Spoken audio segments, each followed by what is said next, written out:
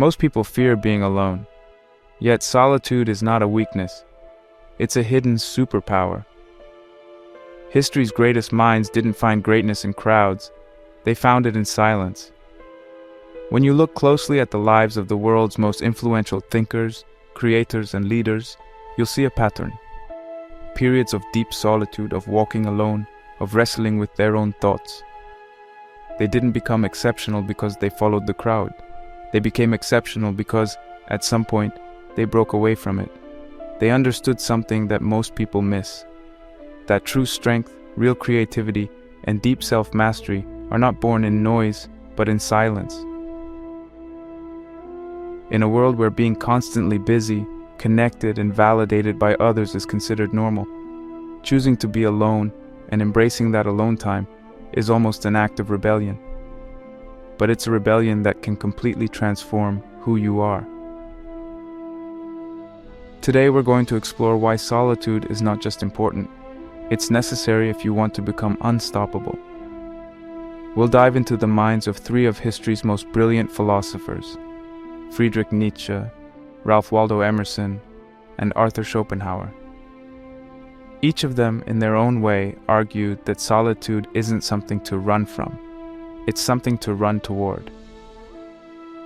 They believed that to truly know yourself, to think deeply, and to create anything of real value, you need to be able to step away from the noise of the world and sit quietly with yourself. Their ideas are not dry theories locked away in old books. They are practical tools, mindsets you can adopt today to change how you live, work, and think. Nietzsche taught us that to rise above the herd, to create your own path, you must be willing to walk alone. Emerson showed us that self-reliance isn't just about doing things yourself. It's about trusting your inner voice even when it goes against everyone else. And Schopenhauer warned that shallow socializing can actually weaken the mind, while solitude sharpens it. These are not just interesting ideas for philosophers, they are survival skills for modern life. In a world obsessed with constant connection, endless opinions, and 24/7 distraction, learning how to be content when you're alone is a real superpower. By the end of this video, you're going to have a deep understanding of why solitude is a critical ingredient in achieving anything truly meaningful. You'll see that being alone doesn't mean being lonely. Instead, it means gaining a level of independence and clarity that very few people ever achieve. You'll learn why people who can enjoy their own company are often the strongest, the most creative, and the most resilient. And even more importantly, you'll have practical strategies for how you can start embracing solitude today, not just in theory, but in your daily life. This isn't about abandoning the world, it's about learning to stand strong in it, unshaken, unafraid, and fully alive. So if you've ever felt afraid of being alone, or if you've ever wondered whether your time alone was wasted, stay with me. Because what you'll discover might just flip your whole perspective upside down, and open the door to a version of yourself you didn't even know existed.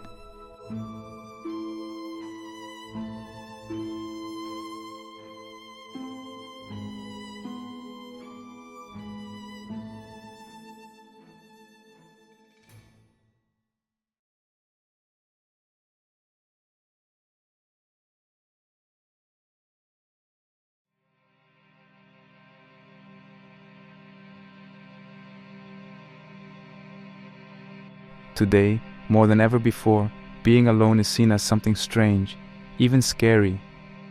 Modern culture tends to paint solitude as a problem that needs fixing. If you're alone, people assume something must be wrong with you. They assume you must be sad, broken, or unwanted. Movies, television, advertisements, they all quietly suggest that a good life is one surrounded by friends, parties, constant interaction, and endless activity. If you're spending Friday night by yourself instead of posting pictures with a group of smiling people, you might feel like you're doing something wrong. Being constantly surrounded by others is often presented as proof that you're happy, successful, and popular. And being alone, it's seen as proof that you're failing somehow. But that idea is a lie, a dangerous lie that keeps millions of people stuck, disconnected not just from others, but from themselves.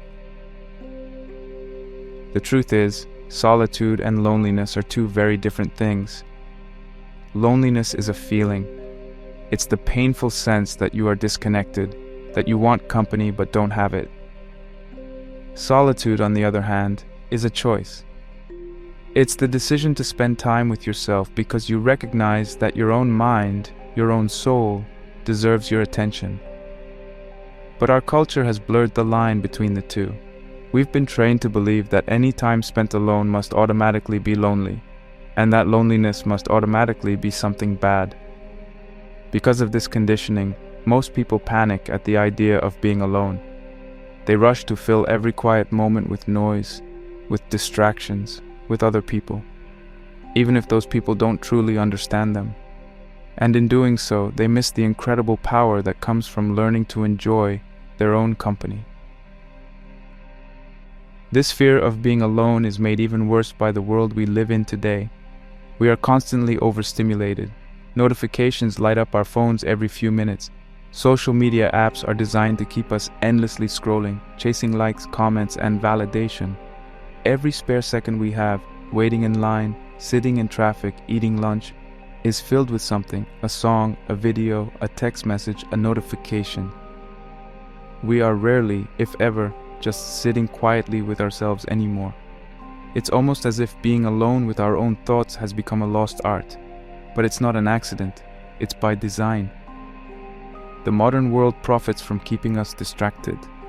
The longer we stay plugged into the noise, the less time we have to reflect, to question, to grow. This overstimulation creates an addiction to external validation. Instead of asking ourselves how we feel about something, we look to others for their approval. Instead of trusting our own experiences, we wait to see how many likes we get or how many people agree with us. Slowly, without realizing it, we hand over the steering wheel of our lives to the opinions of the crowd. And the more we depend on external validation, the more terrifying solitude becomes.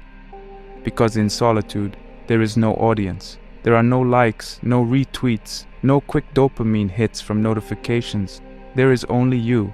And if you've spent your whole life avoiding yourself, that can be a scary thing to face.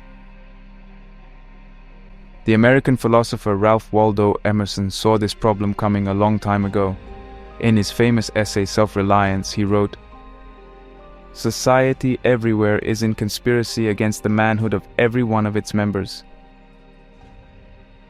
What he meant is that society, even without meaning to, pressures individuals to conform, to think alike, to behave in ways that fit the group rather than honor their own unique spirit.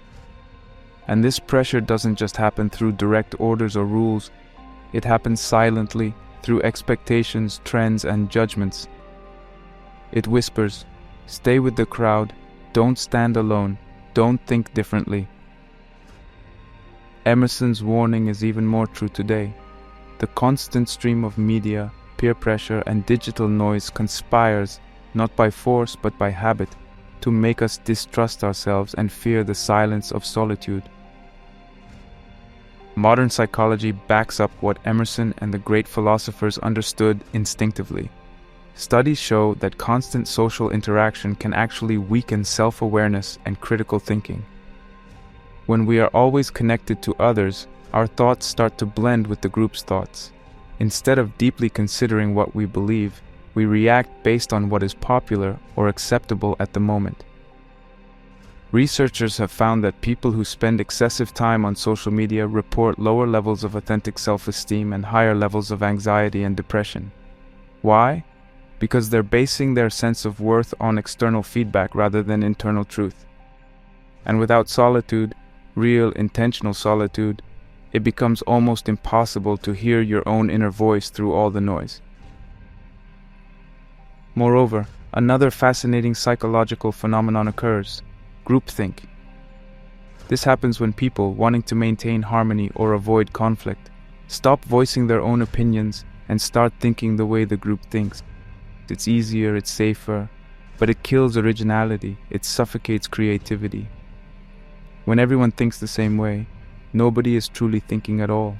Solitude protects you from this. Solitude gives you the space to wrestle with ideas, to form your own judgments, to challenge assumptions, not because someone told you to, but because you arrived at those conclusions yourself. If you think about it, every major leap forward in human thought, art, science, and philosophy has come from individuals who dared to step outside the crowd and think independently. Einstein, Thoreau, Nietzsche, Da Vinci, they all spent significant periods of their lives alone, cultivating ideas that didn't fit neatly into the culture of their time.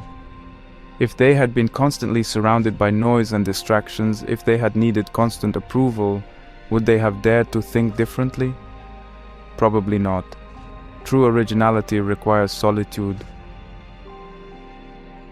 The tragedy of modern life is that we've been sold the idea that solitude is something to fear, when in fact it is something to treasure.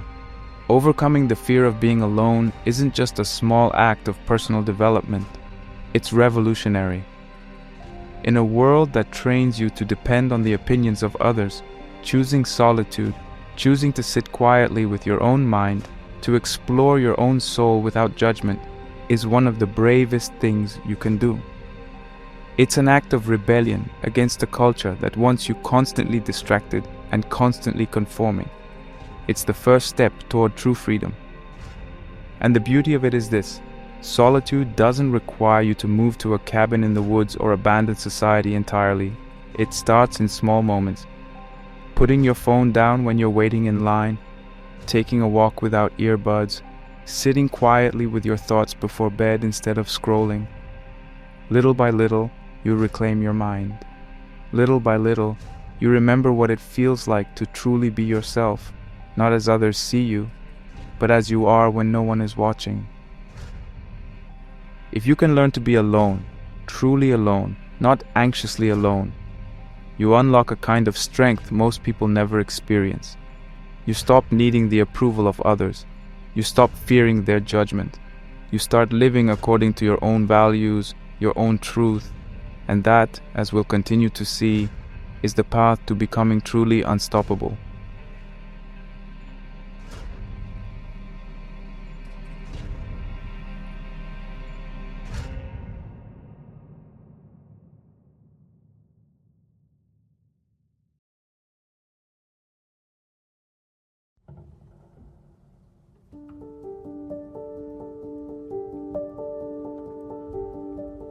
When we talk about solitude as a hidden superpower, there's perhaps no philosopher more powerful to bring into the conversation than Friedrich Nietzsche. Nietzsche understood, better than almost anyone, that if you truly want to live a life of greatness, a life that is your own, you have to be willing to step away from the crowd. You have to be willing to walk alone. In fact, one of his most famous ideas, the concept of the Übermensch, or the Overman, is built entirely on this foundation. The Overman is not just someone who is strong or successful. The Overman is a human being who has transcended the shallow values of society, someone who doesn't just accept what is handed to them by culture, tradition, or popular opinion, but instead carves out their own values, their own path, and their own destiny. And Nietzsche believed that reaching this level of existence was impossible if you remained trapped inside the noise of the crowd. In one of his works, Nietzsche said, "He who cannot obey himself will be commanded." It's a simple sentence, but it cuts deep. If you don't develop the discipline to rule over yourself, your own thoughts, your own desires, your own life, then someone else will happily do it for you. Society, institutions, trends, and even well-meaning friends and family, they will all pull you in directions you didn't consciously choose. Without realizing it, you'll spend your life chasing after goals that were never truly yours, trying to fit into molds that were never designed for you. And the only way to avoid this fate is through solitude. You have to step away from the constant noise long enough to hear your own voice clearly. You have to be willing to disobey the crowd in order to obey yourself. For Nietzsche, solitude is not a luxury, it's a necessity. It's the furnace where true individuality is forged. It's in solitude that you face the real you, stripped of the masks you wear for society, free from the expectations placed on you by others, and it's not always a comfortable experience. When you're truly alone, there's no one to blame for your failures, no one to impress with your talents, no one to distract you from your own doubts and weaknesses. You are forced to confront yourself honestly, and that confrontation can either break you or make you unbreakable. Nietzsche believed that this honest confrontation was essential. Only by facing yourself without illusions could you ever hope to become something greater. Nietzsche didn't just talk about solitude, he lived it. Throughout his life, he made deliberate choices to separate himself from mainstream society. He was not interested in fame, popularity, or approval. In fact, most of his ideas were either ignored or ridiculed during his lifetime. Nietzsche spent long periods living in relative isolation in small towns in Switzerland and Italy. He preferred long, solitary walks through the mountains over dinner parties or lectures. He often wrote that he needed the pure, raw silence of nature to think deeply, to create his works, and to maintain his mental clarity. His books, such as Thus Spoke Zarathustra, were not written in crowded coffee houses or busy lecture halls. They were born in solitude, carved out of the deep, silent conversations he had with himself while walking alone through the Swiss Alps. This self-imposed exile was not easy. Nietzsche struggled with poor health, loneliness, and the mental strain that comes from living outside the comfort of societal approval. But he understood that greatness has a price. If you want to think differently, you have to live differently. If you want to be free, you have to accept the burden of freedom. And that burden often includes being misunderstood, criticized, and even abandoned by others. Nietzsche's life is a testament to this reality. The path to becoming unstoppable is often a lonely one, but it's the only path that leads to real mastery of yourself and your life. One of the most powerful things Nietzsche teaches us is that solitude is not about hating others or rejecting society completely. It's about reaching a point where your sense of self is strong enough that you can engage with society on your own terms. You don't hide from the world. You step into it fully, but without being enslaved by it. You're no longer desperate for approval. You're no longer crushed by criticism. You are anchored in something deeper, your own self-defined values. And this kind of strength can only be built in solitude, in the hard, quiet moments when you have no one to impress, no one to lean on, no one to tell you what to do. Nietzsche also warned against what he called the herd mentality, the natural human instinct to think, feel, and act like the group around you. He believed that most people live and die as part of the herd, never questioning whether the values they live by are truly their own. They simply absorb the beliefs of their culture and follow the crowd because it's easier, it's safer, it's more comfortable. But comfort was never Nietzsche's goal. His goal was transformation, and transformation requires pain, struggle, and solitude. If you want to rise above the herd, if you want to become the creator of your own destiny, you must first be willing to walk away from the herd. You must have the courage to endure the temporary discomfort of isolation in order to achieve the permanent freedom of self-mastery. The beauty of Nietzsche's message is that solitude isn't just for philosophers, writers, or artists. It's for anyone who wants to live a life of real meaning. You don't have to disappear into the mountains for years. You don't have to reject everyone you know. You simply have to create enough space in your life where your own mind, your own soul, gets to speak clearly and powerfully. It could be as simple as an hour each morning spent reading, thinking, journaling, or walking alone without distractions. It could be turning off your phone in the evenings to sit quietly with your own thoughts. It's about learning to be your own companion, not because you hate people, but because you recognize that your growth, your strength, your greatness begins with you. In the end, Nietzsche believed that the path to becoming the overman, the highest version of yourself, is a path that must pass through solitude, not once, not temporarily, but consistently. Greatness isn't built in crowds. It's built in the quiet spaces where you wrestle with yourself, confront your fears, question your beliefs, and forge your own way forward. Solitude is the crucible where real inner strength is forged. And though it may sometimes feel lonely, it is also where the deepest, most lasting kind of power is born. The power to live life on your own terms, fully awake, fully alive, and completely free.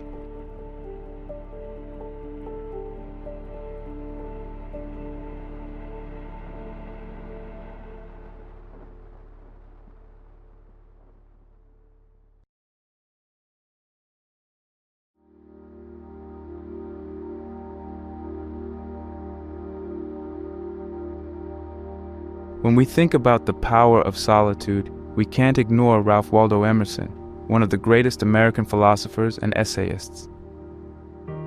Emerson's philosophy of self-reliance is all about the radical idea that your intuition, your inner voice, is more trustworthy than the opinions of the world around you. At a time when people were already rushing to conform, to fit into neatly defined social boxes, Emerson stood up and said, "No. Trust yourself first." He believed that deep inside every individual there's a truth that's purer, wiser, and more powerful than anything society can offer. But the only way to hear it is to create space for it, and that space, once again, is solitude. In his famous essay, Self-Reliance, Emerson wrote, "Nothing can bring you peace but yourself." It's a short sentence, but it carries a massive truth. No amount of social approval, wealth, relationships, or external success can give you real peace if you're disconnected from your true self. You can surround yourself with hundreds of people, be loved by millions, and still feel empty inside if you're living according to someone else's standards. Real peace, the kind that stays with you through every season of life, only comes when you trust your own mind, when you listen to your own intuition, and when you live a life that is true to who you are, not who the world tells you to be. But trusting yourself isn't easy. From a young age, we're trained to seek approval. We learn to shape our behavior based on what gets praised and what gets punished. Over time, if we're not careful, our inner voice, that small, quiet voice that knows what we truly want and believe, gets drowned out by the louder voices of teachers, parents, media, and peers. We lose touch with what we genuinely feel and start living a second-hand life, a life built from borrowed opinions and second-guessed decisions. Emerson understood this deeply, and he knew that to reclaim your life, you had to return to solitude, to silence, where your true voice could finally be heard again.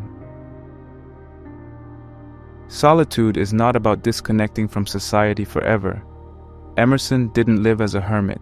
He spoke to people, he gave lectures, he engaged with the world.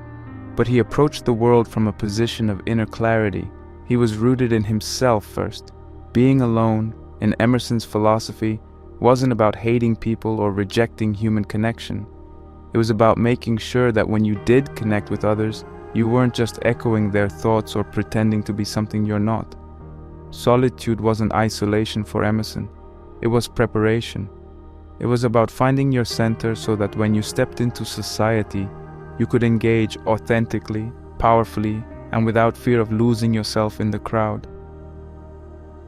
Emerson believed that every great idea, every true innovation, every genuine movement forward in the world began with an individual who dared to trust their own mind, even when everyone else thought they were wrong. It's easy to go along with the crowd. It's easy to believe what everyone else believes. It's hard to stand up and say, "I see things differently," especially when no one else agrees. But that's exactly what self-reliance demands. It demands that you build a strong enough relationship with your own mind that you can walk through the world without constantly looking over your shoulder, without constantly needing validation from others. And that strength, that deep, unshakable self-trust, is built in solitude. Imagine for a moment if every decision you made came from your own deep understanding, not from fear of judgment, not from pressure to conform. Imagine if you trusted yourself enough to choose your path, even when everyone else was walking a different road. That kind of inner freedom is rare, but it's possible. Emerson believed it was the highest kind of freedom a human being could achieve. But like anything valuable, it doesn't come easily. It requires practice.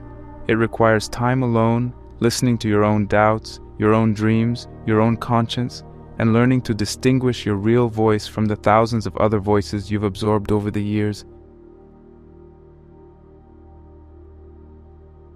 In today's world, trusting yourself is harder than ever. We are bombarded with opinions, advice, and noise from the moment we wake up to the moment we fall asleep. Algorithms tell us what to think. Trending topics tell us what to care about. Likes and shares tell us what's worthy of attention. In this environment, finding your own authentic vision isn't just challenging, it's revolutionary. Taking time to be alone, to be silent, to reflect is an act of self-preservation. It's a way of protecting the most valuable thing you have, your mind. But solitude isn't just about protection, it's about creation. In solitude, your imagination wakes up. New ideas start to form. Questions that you've been avoiding begin to surface. You start to realize what truly matters to you. Not what you've been told should matter, but what actually stirs your heart. You reconnect with passions you might have forgotten. You start seeing paths you didn't notice before because you were too busy trying to keep up with everyone else. Solitude is the soil where your true vision can grow. And when you do step back into society, because eventually you will, you bring something precious with you: authenticity. You're not just reacting to the world anymore. You're contributing something original, something real, something deeply yours. Emerson's dream was not a world where everyone lived separately in cabins. His dream was a world where individuals, strong in themselves, came together not as mindless followers, but as true individuals. Sharing, building, creating from a place of genuine strength. A society of self-reliant individuals, each bringing their own light, rather than reflecting someone else's. The beautiful thing about self-reliance is that it doesn't require you to be perfect. Emerson wasn't talking about arrogance or stubbornness. He was talking about honest self-trust, the willingness to listen deeply to yourself, to make mistakes, to learn, and to keep moving forward without being crushed by the fear of disapproval. He was talking about living a life that is alive, vibrant, and real, not one that is second-hand or borrowed. In the end, self-reliance is about freedom, the freedom to be who you are, not who the world demands you to be. And that freedom begins in solitude. It begins when you have the courage to sit quietly with yourself, to listen without judgment, and to trust what you hear. It begins when you realize that the peace you've been chasing out in the world has been within you all along, waiting patiently for you to return to it. So as we move forward in this journey, remember Emerson's challenge. Dare to trust yourself. Dare to spend time alone. Dare to listen to the voice inside you that already knows the way, even if no one else around you sees it yet. Because in that voice lies your greatest strength, your clearest vision, and your truest peace.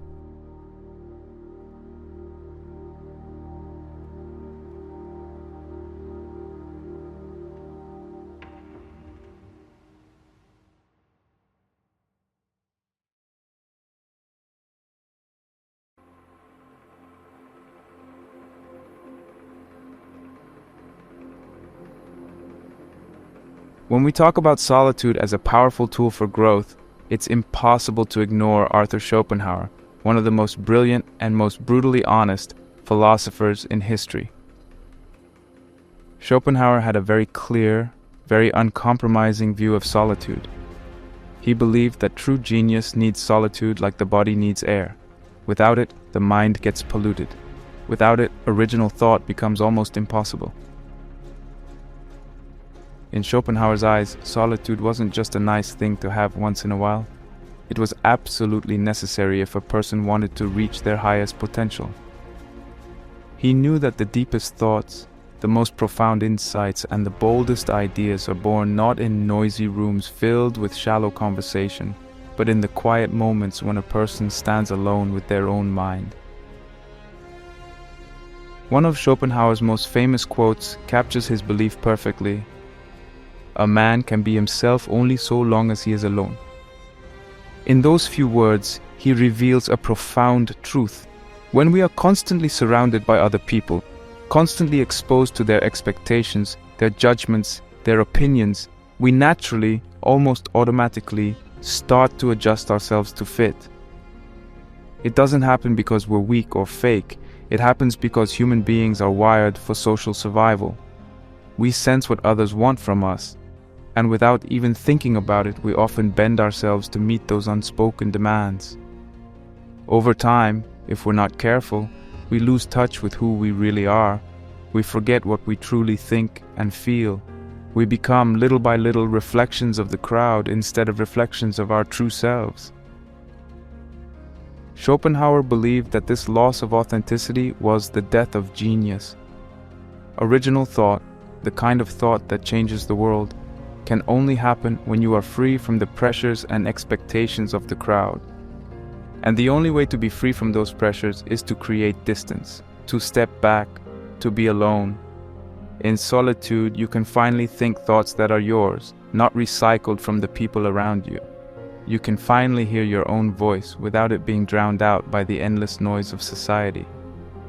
You can finally create something new, something that couldn't exist if you were constantly worrying about fitting in.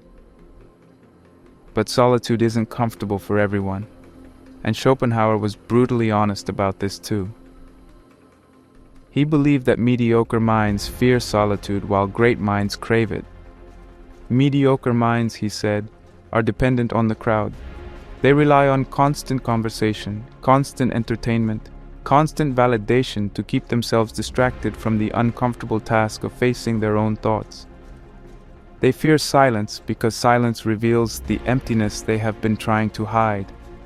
Great minds, on the other hand, are not afraid of silence. They welcome it. They understand that solitude isn't a punishment, it's a gift. It's a rare and sacred opportunity to go deeper, to discover things that can only be found when you are completely alone. In today's world, this message is more important than ever. Shallow socialization is everywhere. We are constantly bombarded with opportunities to interact with others. But how deep are those interactions, really? A quick scroll through social media, a comment here, a like there, a brief conversation about the latest trend. These things give the illusion of connection, but they often leave us feeling emptier than before. They fill our minds with other people's opinions, other people's priorities, other people's distractions, and in the process, they drown out the deeper questions, the deeper dreams, the deeper creativity that lives within us. Schopenhauer warned against this kind of shallow existence. He believed that constantly seeking the company of others, constantly filling your mind with surface-level chatter, was dangerous, not because people are bad, but because the human mind needs quiet to grow. Just like a plant needs stillness and time to sink its roots deep into the earth, a mind needs stillness and solitude to grow deep, original thoughts. Without solitude, our thoughts remain shallow, reactive, and borrowed. With solitude, we have the chance to discover ideas that are truly our own. It's important to understand that Schopenhauer wasn't saying that human connection is worthless. He wasn't saying we should live our lives in total isolation. He was saying that if you want to bring something truly valuable into the world, whether it's a book, a business, a philosophy, a work of art, or simply a life lived with real integrity, you must spend time apart from the noise.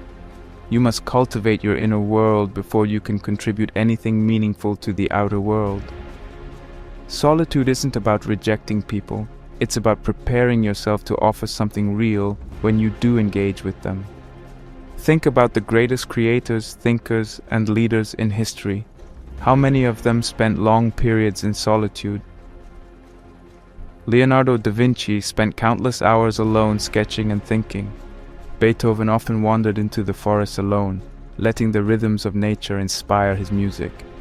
Nikola Tesla, one of the most brilliant inventors in history, emphasized that being alone was critical for his creativity. These individuals didn't fear solitude.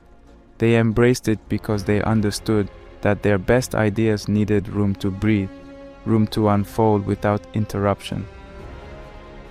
And the beautiful thing is, you don't have to be a world-famous genius to benefit from solitude. Anyone can tap into the creative, clarifying power of being alone. You don't need to run away from the world completely. You just need to create spaces in your life where you can hear your own thoughts clearly, where you can think without interruption, where you can explore ideas without worrying about how they'll be judged.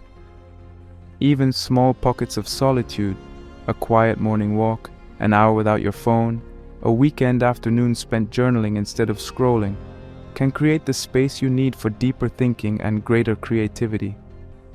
Solitude gives you the freedom to think your own thoughts, dream your own dreams, and build your own vision for your life. It protects you from being swept away by the latest trends or trapped in the shallow conversations that fill so much of modern life. It allows you to ask the big questions. Who am I really? What do I truly believe? What do I want to create, to contribute, to stand for? These are questions that can't be answered in a crowded room or through endless notifications. They can only be answered in the quiet, sacred space of solitude. Schopenhauer's message is clear. If you want to live deeply, if you want to think clearly, if you want to create something original and meaningful, you must embrace solitude, not fearfully, not resentfully, but joyfully, as a necessary part of your growth. Solitude is not a prison, it's a sanctuary. It's the place where your truest, strongest, most brilliant self has the chance to emerge.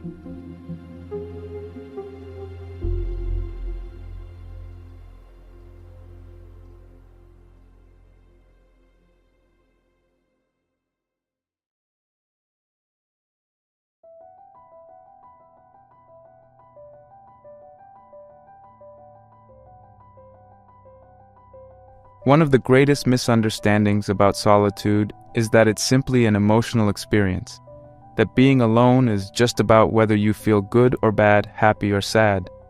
But if you look deeper, you realize that solitude is not just emotional, it's a psychological training ground. It's a place where real resilience is built, where mental toughness is forged. In solitude, without distractions, without external validation, without anyone to blame or depend on, you're finally faced with yourself, with all your fears, doubts, insecurities, and hidden weaknesses. And it's there, in that uncomfortable place, that real strength has the chance to grow. When you're alone, you can't hide behind excuses. You can't distract yourself with constant noise. You can't shift responsibility to others. The conversations you have are with yourself. The battles you fight are internal, and that is exactly why solitude is so powerful. It forces you to develop the muscles of courage, patience, endurance, and self-trust, not by accident, but by deliberate practice. Mental toughness isn't something you're born with, it's something you build. And like building physical strength, it requires resistance, struggle, and effort. Solitude provides the perfect environment for this kind of training because it strips away all the soft comforts and easy distractions we usually use to escape discomfort. One of the most powerful examples of finding strength in solitude comes from Viktor Frankl, the Austrian psychiatrist and Holocaust survivor. Frankl endured years in Nazi concentration camps, separated from his family, stripped of his dignity, and reduced to the barest existence. Yet even in those horrific conditions, perhaps the ultimate form of forced isolation and suffering, Frankl discovered a deep, unbreakable truth. Even when everything else is taken from you, you still have the power to choose your response. You still have the freedom to find meaning. Frankl realized that life is not primarily about seeking pleasure or avoiding pain. It's about finding purpose. And often, that sense of purpose emerges most clearly when you are alone with your suffering, without distractions to numb you. In his book Man's Search for Meaning, Frankl wrote, "When we are no longer able to change a situation, we are challenged to change ourselves." This is the essence of solitude as a training ground for toughness. When you are alone and you realize that you cannot immediately change your external circumstances, when you can't just run away, distract yourself, or rely on someone else to fix it, you are challenged, perhaps for the first time, to truly change yourself. To face your fears, confront your pain, and forge a new kind of strength from the inside out. This is not something that happens when life is easy or when you're surrounded by comfort. It happens in the crucible of solitude. In contrast to this powerful reality, modern culture often pushes the myth that constant networking is the key to success. We are told that the more people you know, the more social events you attend, the more constantly connected you are, the better your life will be. And of course, building relationships is important. Human beings are social creatures. But when networking becomes a way to escape self-development, when it becomes an endless chase for validation, status, and distraction, it becomes dangerous. Knowing thousands of people won't help you if you don't know yourself. Being surrounded by crowds won't save you if you are hollow inside. True success, the kind that actually fulfills you rather than just impressing others, is built first in solitude, not in the crowd. Deep personal development doesn't happen at networking events. It happens in the quiet spaces when you're alone, wrestling with yourself. It happens when you sit down and ask yourself hard questions. Who am I really? What do I believe? What do I want my life to stand for? It happens when you face your fears without numbing them, when you endure boredom without desperately seeking entertainment, when you experience failure and instead of covering it up, you sit with it, learn from it, and become stronger. These moments don't make for flashy Instagram posts. They don't always come with quick rewards, but they are the foundation of lasting strength, confidence, and resilience.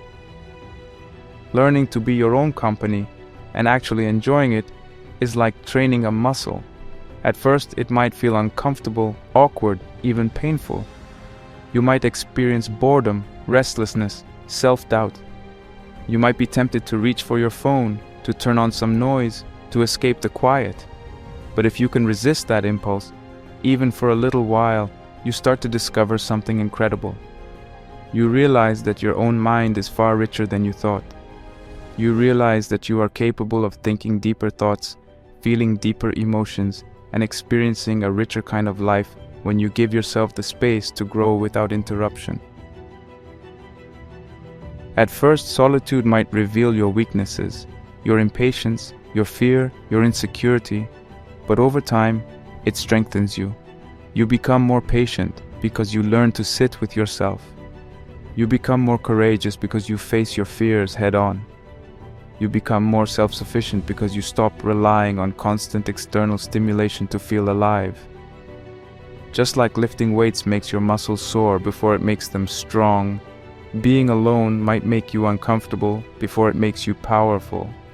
But if you keep training, if you keep showing up, the transformation is inevitable. And here's the beautiful part. Once you've developed real inner toughness through solitude, life gets easier in ways you might not expect. Criticism hurts less because you no longer need everyone's approval. Failure scares you less because you trust your ability to recover. Loneliness doesn't crush you because you know how to enjoy your own company. You stop chasing after shallow pleasures and start building a deeper kind of happiness, one that comes from within and can't be taken away by external circumstances. Ultimately, solitude trains you not just to survive hardship, but to thrive in it. It prepares you to handle the ups and downs of life with grace, courage, and resilience. It teaches you that you are enough, that you don't need constant affirmation from others to be valuable, that you don't need constant noise to feel alive. You realize that true strength isn't about never feeling fear or doubt. It's about being able to walk through fear and doubt without losing yourself. Solitude is not accidental loneliness. It's deliberate training. It's choosing again and again to face yourself fully, to trust yourself deeply, and to build a life that is anchored in inner strength rather than outer appearances. It's not about rejecting the world, but about preparing yourself to step into the world with a strength that comes from within, a strength that doesn't depend on how many people like you, praise you, or agree with you. In solitude, you don't just find your fears, you find your freedom. You don't just face your doubts, you build your destiny. You realize that everything you thought you needed from the outside world, approval, comfort, distraction, was never the source of real strength. The source of real strength has always been inside you, waiting patiently for you to claim it.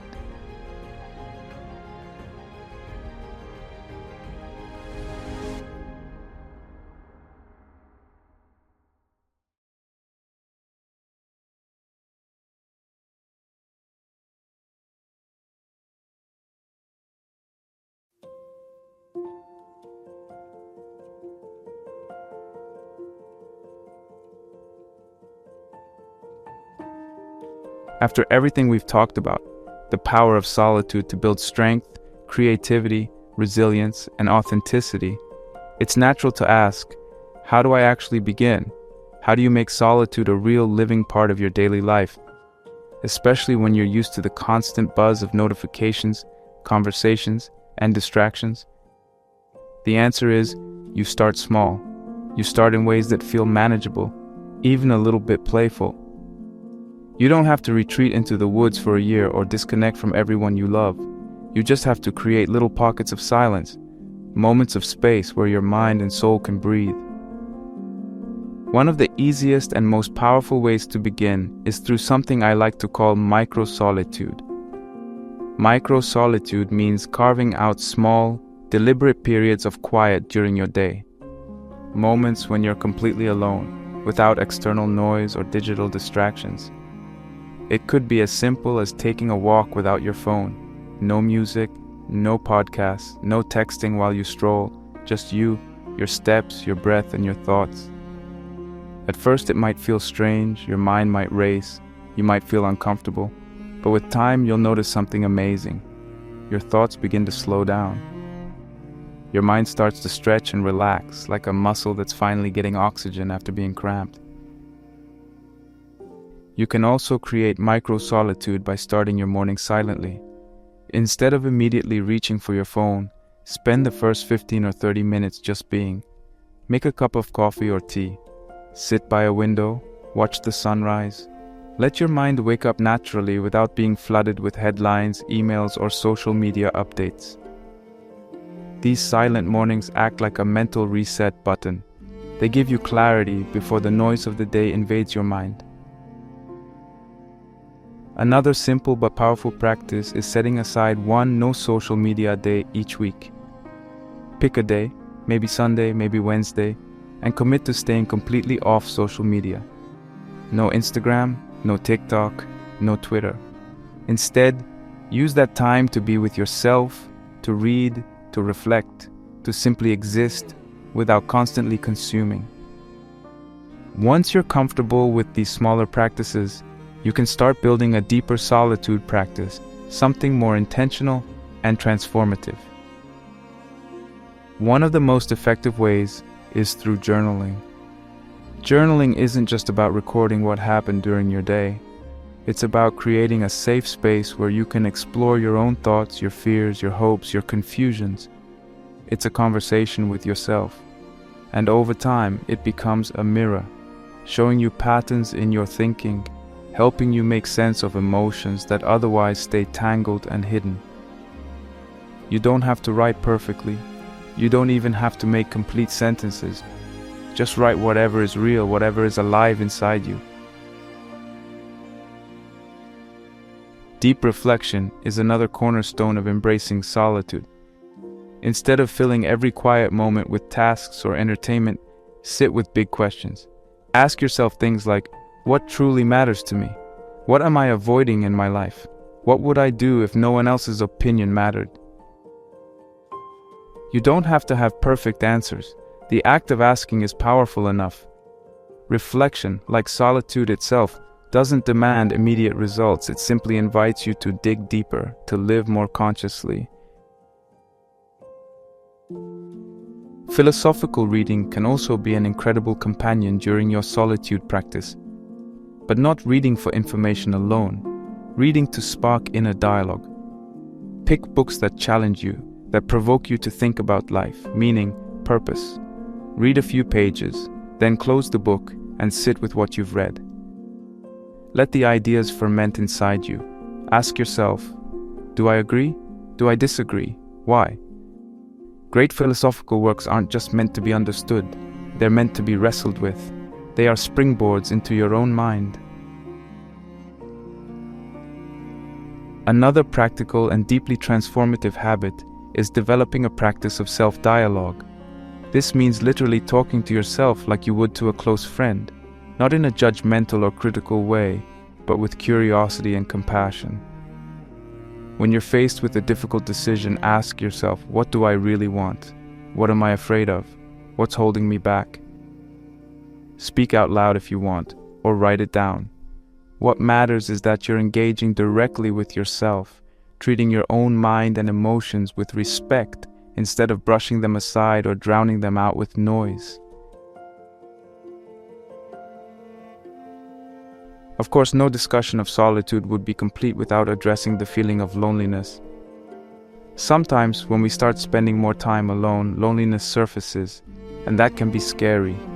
It's important to understand that feeling lonely and being alone are not the same thing. Feeling lonely usually means you are disconnected from meaning, from purpose, from your own sense of belonging, not necessarily from other people. You can be surrounded by a crowd and still feel lonelier than ever. True solitude, when practiced intentionally, actually reduces loneliness because it reconnects you to yourself. It fills the gap that no amount of external connection can ever fully fill. One way to think about this is to practice emotional alchemy, turning the raw material of loneliness into gold. Instead of running from lonely feelings, face them, sit with them, ask, what is this feeling trying to teach me? Maybe it's pointing out areas where you've been neglecting your own inner life. Maybe it's inviting you to create deeper connections, not just with others, but with yourself. Over time, the loneliness transforms. It becomes solitude. It becomes strength. Here are some simple, actionable steps you can start practicing today. Take a 30-minute solo walk every day. Leave your phone at home or keep it on airplane mode. Walk without a destination. Just observe, think, dream. Let your mind breathe. Commit to one no social media day per week. Use that day to read, to write, to think, to simply be. Notice how your mind feels different when it's not constantly bombarded. Schedule regular silent retreats or nature trips. You don't have to spend a month in the mountains. Even a single afternoon at a quiet park, sitting by a river, or hiking a trail alone can have a powerful effect on your mind. Nature naturally quiets the noise inside us. Create a quiet morning ritual. Start your day with 20-30 minutes of silence. No phone, no computer, no TV. Just you, your breath, and your thoughts. This simple habit can completely shift the energy of your day. Keep a self-dialogue journal. Ask yourself one hard question every day and write about it. Over time, you'll see yourself becoming clearer, stronger, and more centered. Practice sit and stare time. Literally set a timer for 10 minutes. Sit somewhere quietly and just stare at a tree, at the sky, at a blank wall. Let your mind settle. Let yourself be bored. Boredom is often the doorway to deeper thought. Remember, solitude is not something you have to earn. It's not a punishment you have to endure. It's a gift you can choose to open every day. A gift that reconnects you to your deepest self. Start small, stay consistent, trust the process. Over time, you will discover that the person you find in solitude isn't someone to be feared. It's someone to be celebrated. It's you, stronger, wiser, freer than you ever imagined.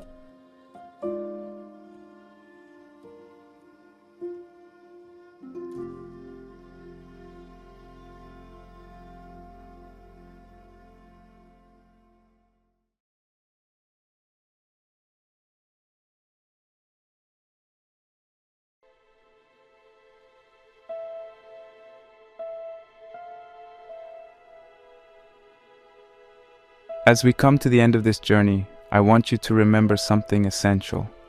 Solitude is not just freedom from others, it's freedom for yourself. It's not about cutting yourself off from the world or rejecting connection. It's about creating a space where your soul can breathe without limits. It's about learning to stand fully in your own presence without needing the constant approval, distraction, or company of others to feel whole. In a world that constantly demands your attention, that constantly pulls at you to conform, perform, and belong, solitude is a revolutionary act. It's a return to your own mind, your own heart, your own sense of being. It's reclaiming the parts of yourself that get buried under noise and pressure. And in that quiet space, you rediscover a kind of freedom that nothing and no one can take away. The freedom to think your own thoughts, to create your own meaning, to live your own truth. I want to leave you with a final challenge, a real one, something you can act on today. Can you spend a full day without your phone? Without social media, without texting, without seeking any external validation, and simply be at peace with yourself? No scrolling, no distractions, just you and your mind, just you and your life. It might sound easy, it might sound terrifying, but if you try it, really try it, you'll discover just how powerful you truly are when you stop looking outward for strength and start finding it within. Every great individual in history, every thinker, every artist, every leader was willing to stand alone when necessary. They didn't wait for the crowd to approve before they dared to think differently, to create boldly, to live authentically. They understood that true greatness is not found in the noise of popularity. It's forged in the silence of solitude. As Ralph Waldo Emerson once said, "The great man is he who in the midst of the crowd keeps with perfect sweetness the independence of solitude." This is the ultimate test, not to run away from the world, but to remain centered, true and free within it. To move through life not desperately needing the crowd, but offering your strength to it, because you are already whole. So today I invite you, even if it's just for 10 minutes, to start practicing solitude. Take a quiet walk, sit silently by yourself, journal your thoughts. Watch the sunset without trying to capture it for social media. Create a small island of peace inside your busy day. It doesn't have to be perfect. It doesn't have to be long. It just has to be real. Because the more you practice standing alone, the more you'll discover that you were never truly alone. You were simply waiting to meet your strongest, truest self.